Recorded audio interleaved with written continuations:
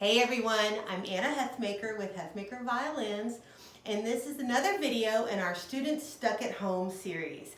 So whether you're having a snow day or whether you're smack dab in the middle of 2 weeks of digital learning, these are little videos to help the orchestra kids learn something. We want you to go back to school with a little bit more knowledge. Today we're going to talk about something really cool. Do you know what this is? This, my friends, is ebony. This is actually an ebony log, and I wish you could reach through the video camera and feel it. It is so heavy. Ebony is an amazingly dense wood.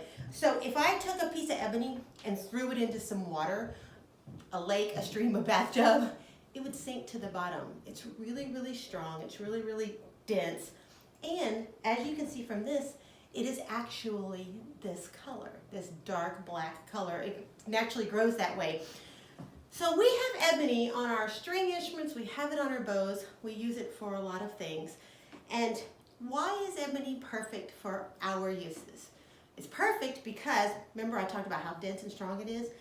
With ebony, we can touch it, we can play on it for decades, and it won't really wear down very quickly if it's good ebony. So a violin can be 200 years old and have the same original fingerboard because that ebony wood is just so strong. So I just mentioned fingerboards. On your instrument, violin, viola, cello, or bass, your fingerboard is actually made of ebony. You have other things on your instrument that are made of ebony. What do you think those could be?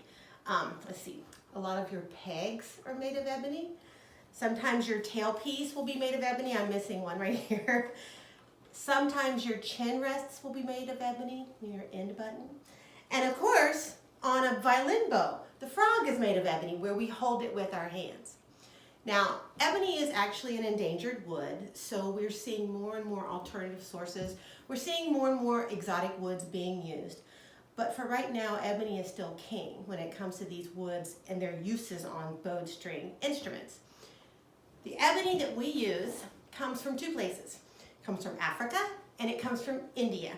Now, how can you tell the difference? It's really interesting because, basically speaking, African ebony is black.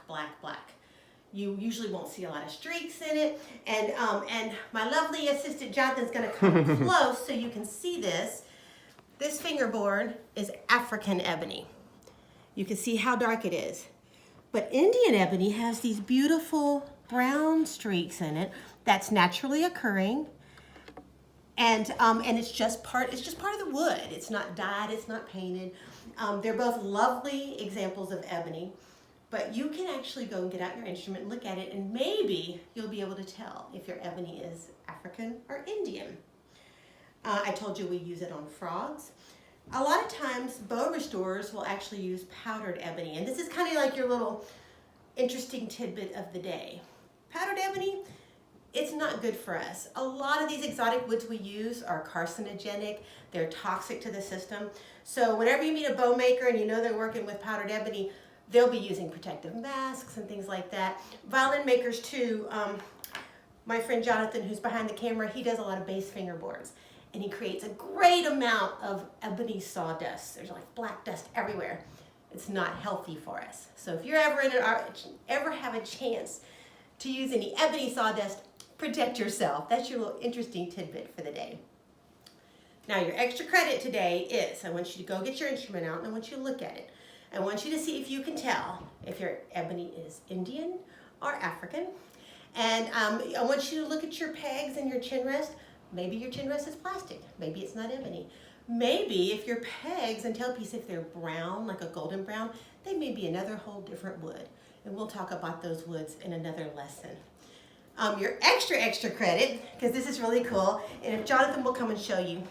A lot of bow makers take that ebony on the frog and they decorate it and they do all kind of special things with it. So for your extra credit, I want you to go and Google fancy frogs, fancy violin frogs, because if you do the other one, you actually do get like the amphibians.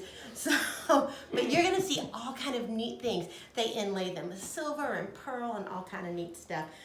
So I hope that has helped. I want you to remember, go thank your teachers, your orchestra directors. They're working really hard to provide some education for you while you're stuck at home. I'm Anna Huthmaker from Huthmaker Violins, and if you ever have any questions about Ebony, give me a call. Thank you so much.